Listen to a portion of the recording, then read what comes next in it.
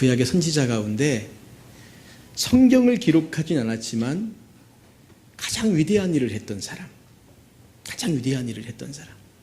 그리고 사실은 그의 이야기가 이 열왕기상 가운데 보면 아주 중요하게 다뤄지고 있고요. 그리고 그가 했던 일도 어쩌면 참 상상을 초월할 정도의 큰 일들을 많이 했던 사람이었는데, 인간적으로 보면 어쩌면 참 또 불행한 삶을 살았던 사람, 삶의 여러 가지 많은 고통과 문제를 안고 또 괴로워하고 힘들어했던 사람, 그 사람이 바로 엘리야였습니다. 엘리야가 하는 이야기가 열왕기상 말씀 가운데 처음 등장할 때는 하나님께서 그를 부르셔서 그 북쪽 이스라엘 땅에 기근이 있을 것이라고 하는 예언을 하라고 시작하세요. 근데 정말 그 엘리야의 예언과 더불어서 3년 6개월 동안 그 땅에 비가 오지 않습니다. 선지자로서 이 정도는 굉장한 능력이죠. 물론 그가 한 일은 아니었지만 하나님 말씀을 받고 예언하라 했을 때 그 일이 그대로 일어나죠. 그 다음에 그 3년 6개월이 지나고 난 다음에 그 땅에 비가 오게 했을 때 그냥 단순하게 비가 온 것이 아니라 엘리야가 더 대단한 일을 한 가지 하는 것이 바로 뭐냐면 갈멜산에서 바알과 아세라 선지자들과 더불어서 1대 850으로 싸우는 거였습니다. 영적인 싸움을 통해서 놀라운 승리를 거두는 거죠. 이게 엘리야가 처음 부르심 받고 난 다음에 그의 삶 가운데 있었던 그런 일들이었습니다. 아주 승승장구했던 그런 시기였죠. 교회를 처음 부임하고 나서 마음속에 참 기대감이 많았습니다. 물론 잘할까라고 하는 걱정도 있었고요. 너무 젊은 나이에 갔기 때문에 과연 이 나이에 내가 무슨 일을 할 수 있을까라고 하는 그런 염려도 있었고 근심도 있었는데, 참 감사하게 하나님께서 계속해서 많은 은혜들을 부어주셨습니다. 물론 은혜를 부어주셨다는 말을 오해하시면 안 되는 게 갑자기 사람이 막 2배, 3배 늘어났다는 것은 아닙니다.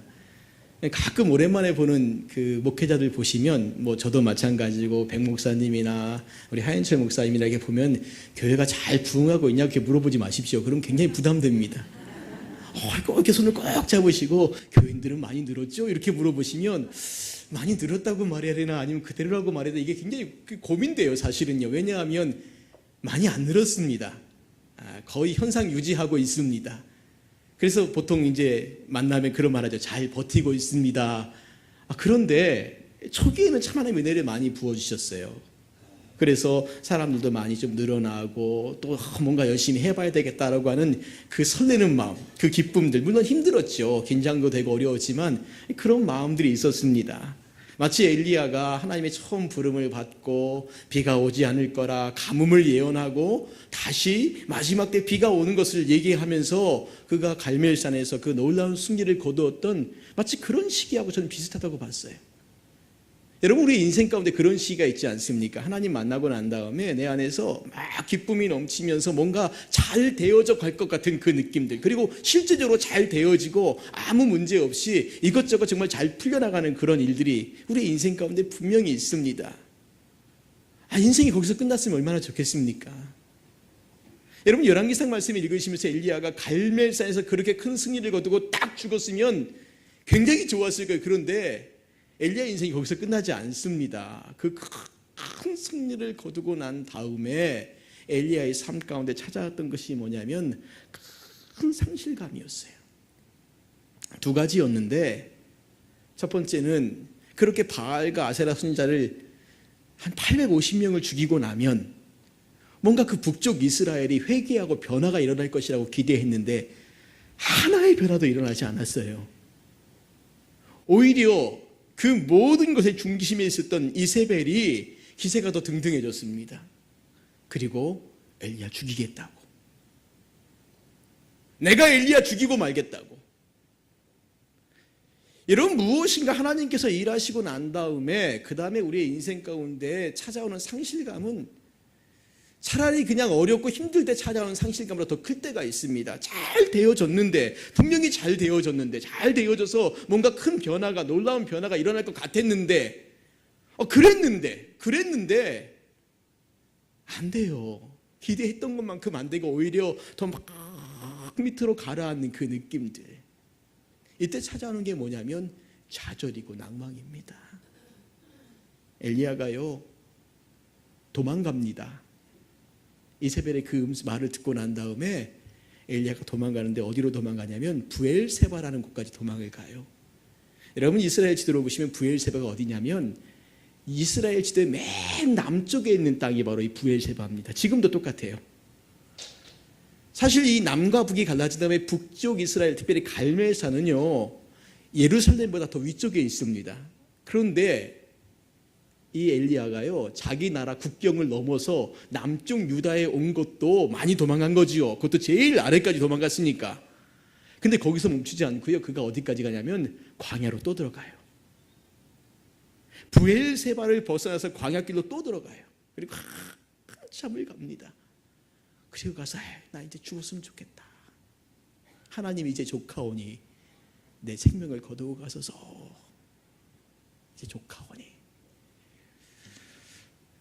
제가 말씀을 묵상하면서 이 부분을 보면서요, 제가 교회를 부임하고 난 다음에 참 많이 힘들었을 때가 생각이 났습니다. 사실 이런 얘기는 제가 은혜교회에서는 설교 못하면 여러분 제가 되게 힘들었어요 이렇게 말하면 다 상처받지 않습니까? 제가 친정가도 같은 곳이니까 와서 이런 얘기 하는 겁니다. 아주 힘들었다고. 정말 많이 힘들었어요. 한 3년, 4년 요 시기를 지나가는데 정말 엘리야의 이 마음이었습니다. 그때부터 이 마음에 좌절감이 되고 뭐 잠을 자도 숨도 잘 안 쉬어지고, 그 옆에 참 감사하게도 제 옆에 위로자가 있었는데 그때 하현철 목사님이 제 옆에 좀 있었어요. 그래서 힘든 얘기 좀 같이 나누고 어려운 이야기 좀 나누고, 때로는 한숨 푹 쉬면 옆에서 뭘 아는지도 못하면서 아는 척하고 있고 얘기 들어주고, 제가 목사님에게도 그런 힘들었을 때 그런 좀 이야기를 좀 같이 했던 기억이 납니다. 정말 그때는 너무 힘들었어요. 마치 엘리야가 도망가서 야 내가 이제 죽었으면 좋겠다 라는 그 마음이 드는데, 어쩌면 그 마음이 제 마음하고, 그래서 제 마음속으로요, 내가 다시 석한중앙교회로 갈까? 목사님 나를 부목사로 다시 받아주실까? 근데 그렇게 말은 못하지요. 창피하니까. 나름 남자가 자존심이 있잖아요. 그렇지요. 근데 그 말은 못하겠어요. 그런데 너무 힘든 겁니다. 너무 힘든데 목사님이 그때마다 이런저런 말씀으로 위로해 주셨던 것들이 기억이 납니다. 사랑하는 성도님들, 오늘 이 엘리야의 마음이 죽기를 이 간구하는 이 마음, 정말 더 이상 살고 싶은 소망이 없는 이 마음들, 어쩌면 이것이 단순하게 목회자나 엘리야의 마음만이 아니라 우리 성도님들도 살아가시다 보면 그런 일들 한두 번 만나시겠습니까?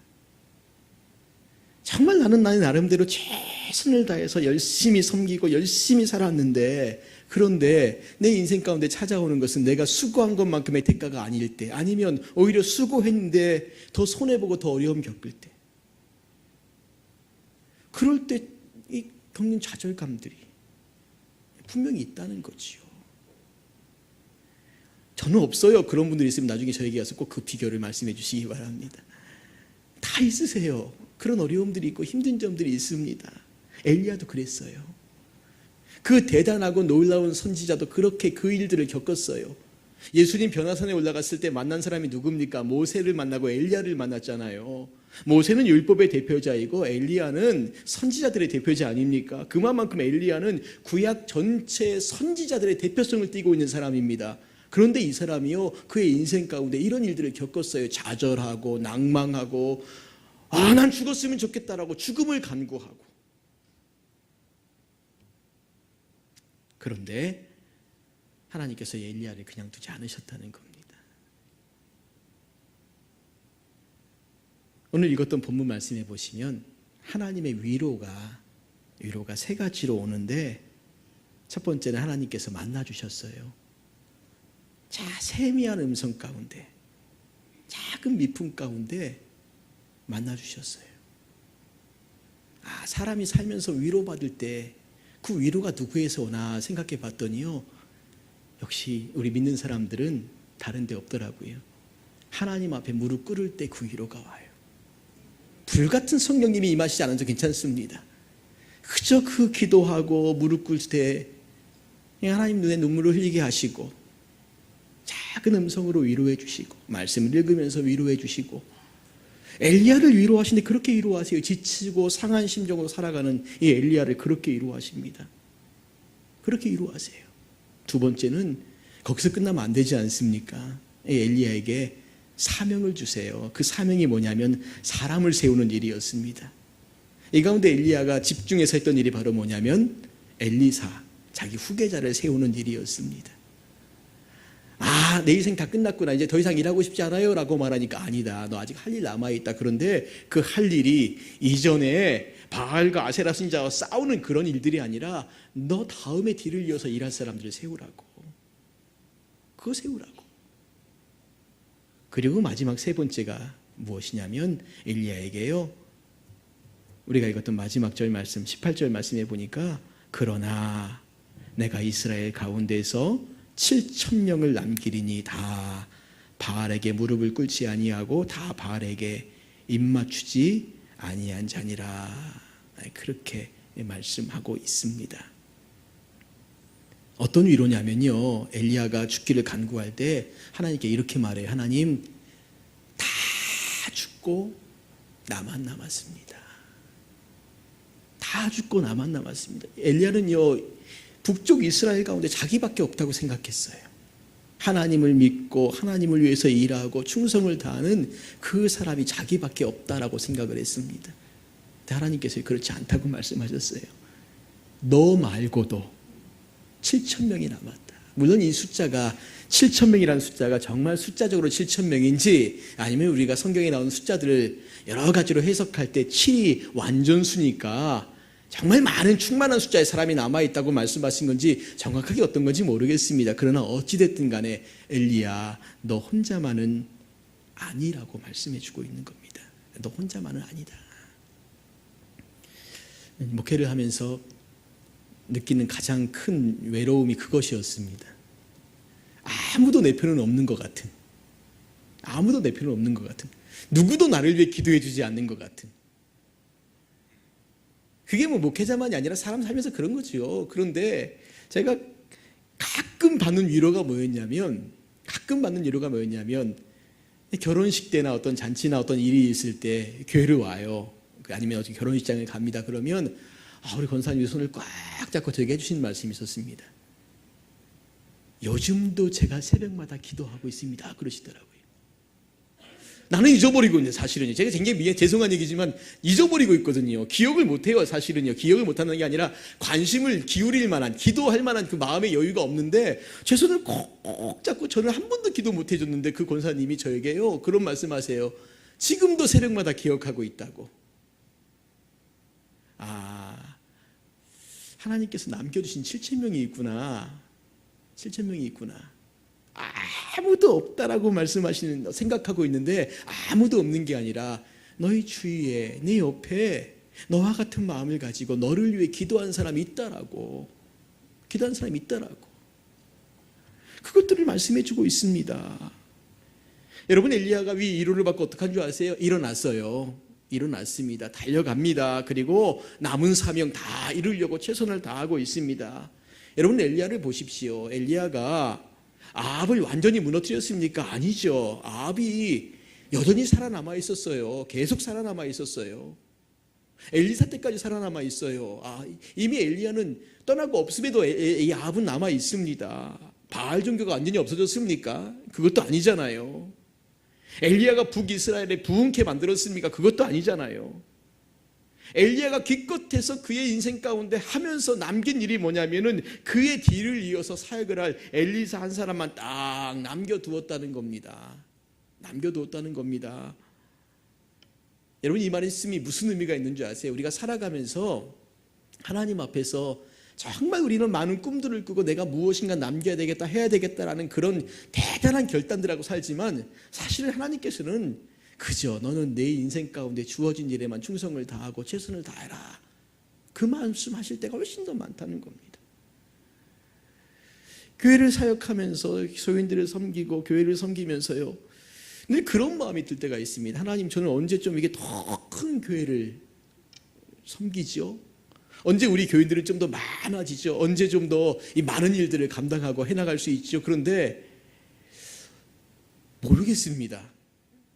해주실지 안 해주실지 모르겠지만 어쨌거나 돌아가는 상황을 보면 그러진 않을 것 같은 느낌이 들 때가 더 많습니다. 그저 하나님께서는 나에게 어느 정도의 그릇을 주시고 그 그릇 안에서 살아가라고 말씀하시는구나 라고 생각되어질 때가 훨씬 더 많습니다. 그래서 어떨 땐 좌절이 생겨요. 어떨 땐 낭망이 생긴다는 겁니다. 하나님, 저도 한 300명, 500명, 1000명 이렇게 목회하면서 뭔가 좀 대단한 일을 좀 하고 싶은데요. 그런데 안 해주실 것 같은 마음이 드니까 답답함이 드는 거지요. 그런데 그때마다 하나님께서 주시는 말씀이 뭐냐면은 왜 자꾸만 이것저것 남들에게 보이기 위한 것들에 신경을 더 쓰냐. 그게 중요한 게 아니라 정말 중요한 것은 하나님께서 너에게 주신 사명, 너에게 주신 한 사람, 과연 그 사람을 위해서 얼마만큼 수고하고 섬기고 애쓰고 있느냐라는 거예요. 근데 사실은 그 말씀을 들을 때마다 제가 가슴을 툭 치면서 회개합니다. 나는 그렇게 살지 못해서 죄송하다고. 그렇게 살지 못해서 죄송하다고. 여러분, 간증을 하면 좀 이렇게 대단한 일을 제가 했다라고 좀 고백을 해드려야 되는데 때로는 간증은요, 잘 안 된 것도 간증입니다. 할렐루야. 어려운 것도 간증입니다. 살다가 최선을 다했는데 이것밖에 없어요. 그것도 간증입니다. 제가 제 변명하고자 함이 아니라 하나님께서 삶을 어떻게 인도하셨는가에 대한 이야기를 나누고 싶어서 그렇습니다. 일은 누가 하시는가? 일은 하나님이 하시는 겁니다. 일은 하나님이 하시는 겁니다. 조금 전에 예배 드리기 전에 목사님과 잠깐 대화하면서 자녀에 관한 이야기를 나눴는데 저희 은총이가 여기서 5살 때 떠났잖아요. 그렇죠? 지금 중학교 2학년입니다. 중학교 2학년이요. 중학교 2학년 아시죠? 중학교 2학년. 북한의 김정은이 무서워서 못 내려오는 그 중학교 2학년. 제가 매일매일 같이 집에서 짐승 하나를 보고 있는 느낌으로 살고 있습니다. 나는 안 그런데 저건 왜 저러나 이 느낌으로. 그래서 너무 막 힘들고 속상할 때가 많아요. 왜 저럴까? 그런데 목사님께서요, 목회자에게는 다 그런 아픔이 있다라고 말씀하시면서 위로해 주시더라고요. 그래야지 목회자들이 기도한다. 그래야지 기도한다. 하나님께서 일하시도록 내버려 둬라. 그냥 내가 하려고 붙잡고 막 하지 말고 내버려 두라고. 기도하면서 내버려 둬라. 그래서 제가요, 집에 가서 다시 한번 노력해 보려고요. 짐승 한 마리를 보면서 이걸 어떻게 내가 인간을 만들까 하지 않고 그냥 그대로 인정하고 기도하면서 하나님께서 해나가실 것들을 좀 보려고 그렇게 또 제 나름대로 영적인 싸움을 싸우려고 그렇게 합니다. 사랑하는 성도님들, 우리의 인생을 살아가면서 우리가 무엇을 할 수 있다는 말은 사실은 교만이고 거짓말입니다. 저보다 인생을 훨씬 더 많이 사시는 장로님들, 지금까지 내 인생이 내 마음대로 되던가요? 내 자녀들이 내 마음대로 되던가요? 내가 하고 싶은 것, 내가 원하는 것, 정말 계획한 것대로 다 이루어지던가요? 그렇지 않죠. 그런데 그렇게 이루어지지 않는다고 해서 내 인생이 실패하고 망한 인생입니까? 그럼 아니에요. 또 내가 원하고 내가 계획한 것대로 안 되었음에도 불구하고 돌아보면 그래, 또 하나님의 인도하심이 또 있었다는 겁니다. 일은 사람이 하는 것이 아니라 일은 하나님이 하시는 것이고, 사람이 해야 될 일이 무엇이냐? 그것은 사명 앞에 순종하는 것 외에는 없다는 겁니다. 오늘 여전도의 연합으로 헌신 예배를 드리시면서 이제 1년이 마무리되어지고 또 조금 있으면 또 초홍에서 새로운 임원들 뽑고 하지 않습니까? 그럼 이맘때쯤 되면 임원들이 돌아봐요. 우리가 과연 뭘 했을까? 그래, 1년 동안 내가 회장으로 섬기면서 뭘 했을까? 뭘 남겼을까? 근데 돌아보면 또 한 것들은 별로 없거든요. 그런데 하신 게 있어요. 그 1년 동안 주어진 직분과 직책 앞에 순종하신 겁니다. 그냥 잘 못해도 맡아서 기도하고 또 일 있으면 가서 또 열심히 하고 좋은 결과가 나오는지 안 나오는지 모르겠어요. 그러나 그냥 내 주어진 것 앞에 최선을 다한 거예요. 때론 힘도 들었습니다. 어려움도 있었죠. 낭망도 됐어요. 절망도 됐을 겁니다. 그런데 그런 힘들고 어렵고 낭망되고 절망되는 모든 일들 가운데서도 그저 우리가 한 것 한 가지밖에 없지 않습니까? 그냥 순종한 거예요. 묵묵히 그 자리에 있었던 겁니다. 하나님께서 엘리야에게 요구하셨던 것도 바로 그것이었던 것 같아요. 갈멜산의 산에서 불을 내리게 하는 그런 일들이 아니라, 그게 중요하고 그게 대단한 것이 아니라 더 중요한 것은 너에게 주어진 사명 앞에 마지막까지 최선을 다하고 끝까지 주의 일들을 감당해 나가는 것. 그게 오늘 우리에게 주어진, 우리가 감당해야 될 그런 일들이란 겁니다. 사랑하는 성도님들, 인생을 살아가면서 낙담도 있고 절망도 있을 겁니다. 그런데요, 그 낙담과 절망 가운데 우리가 해야 될 일이 뭐냐? 다시 하나님 앞에 무릎 꿇으십시오. 다시 하나님 앞에 무릎 꿇으십시오. 개인적으로 하나님 앞에 나아가십시오. 새벽을 깨우시고 다시 밤에 기도하시고, 혹시 내가 깜빡 잊어버리고 새벽에 일어나고 밤에 기도하는 것도 잃어버리신 분이라면 다시 하나님 앞에 잠잠하게 나아가시기 바랍니다. 말씀 가운데, 기도 가운데 응답하시고 위로하신 주님을 만나셔야 합니다. 두 번째, 내가 해야 될 사명이 뭔가를 다시 기억하십시오. 대단한 일이 아니라 오늘 내가, 내 나이, 내 건강, 내 상황, 내 환경, 그 여기 가운데 내가 할 일이 뭔가라는 것들을 기억하십시오. 그리고 그냥 그것만 하시면 돼요. 그것만 하시면 돼요. 그것에만 순종하시면 됩니다. 다 이루려고 하지 마십시오. 다 이룰 수도 없습니다. 그저 우리가 할 수 있는 것만큼만 최선을 다해서 해나가면 되는 겁니다. 우리가 하는 모든 일들은 낭비라는 것이 아닙니다. 의미 없다라고 말씀하셔도 안 돼요.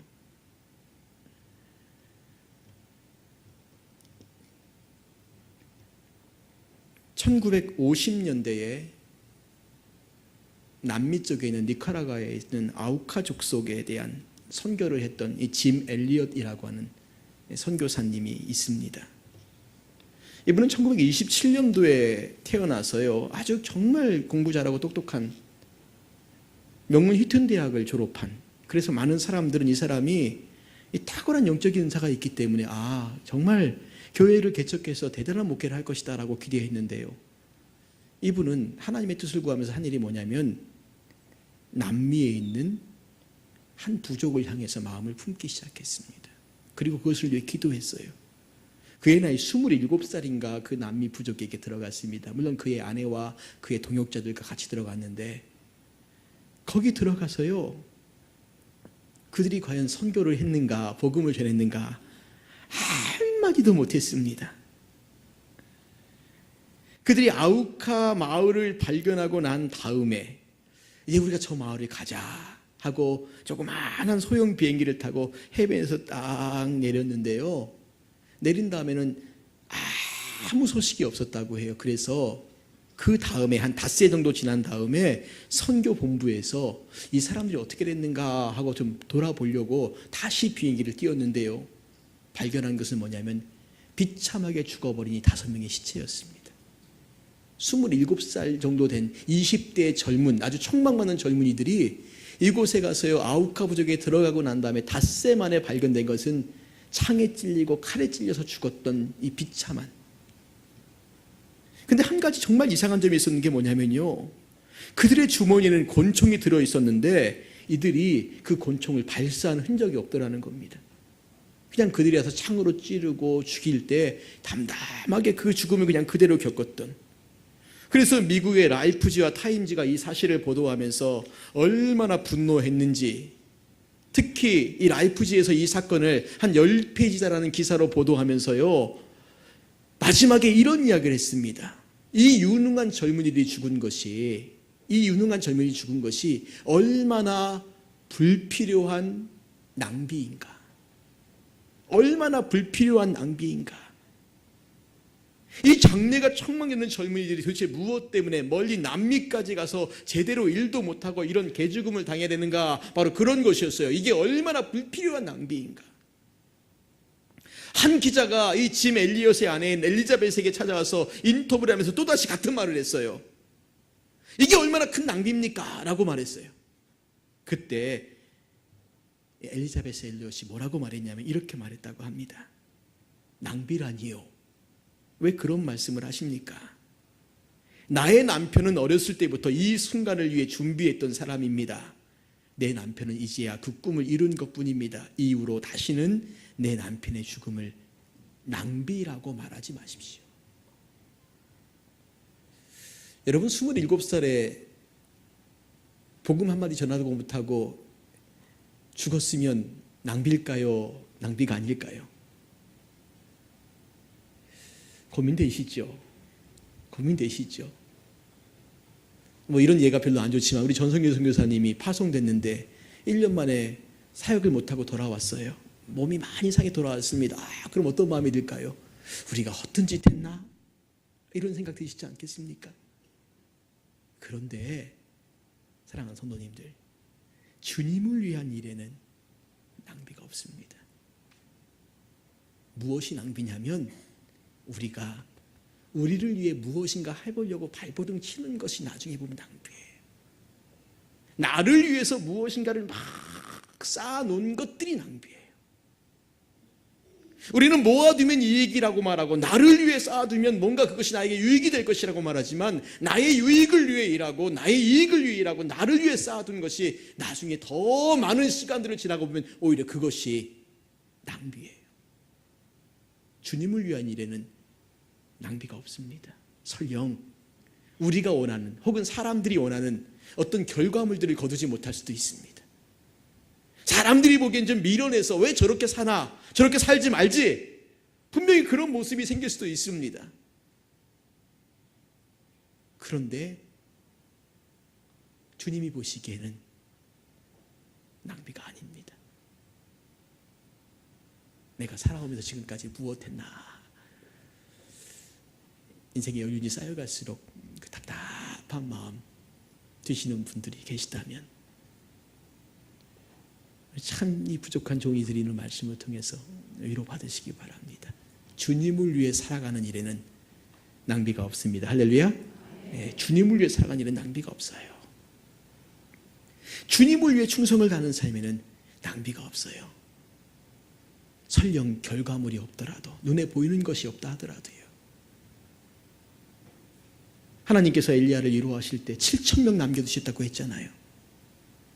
엘리야 눈에 7,000명이 보였을까요? 안 보였을까요? 안 보였습니다.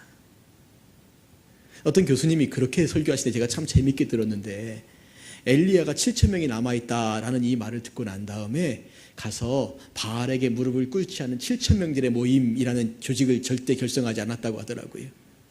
정말 7,000명이 있는가 확인해 보지도 않았대요. 자, 모여보자. 우리 모여서 바알을 좀 뒤집어 엎기 위해서 뭔가 일을 해보자라고 그렇게 모임을 만들지 않았답니다. 이 7,000명은 보이진 않지만 나와 함께 같은 마음을 품고 기도하는 나의 동역자들입니다. 나와 함께 눈물을 흘리며 기도하는 동역자들입니다. 옆에 보이든 보이지 않든 그건 중요하지 않습니다.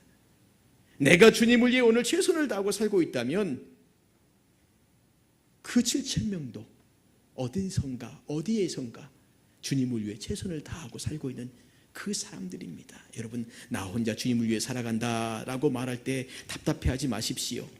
절망도 하지 마세요. 그냥 하나님께서 나에게 주신 것대로 나는 최선을 다해 살아가면 됩니다. 누구는 뭐 어떻고 누구는 어떻고 그 말도 품지 마십시오. 동역자가 있으면 좋겠다. 그 마음도 품지 마십시오. 그냥 누군가 내 옆에서 같이 기도하고 있는 사람들이 있으면 우리가 그것으로 만족하며 살아가면 됩니다. 그리고 나에게 주어진 일에 최선을 다하면 되는 겁니다.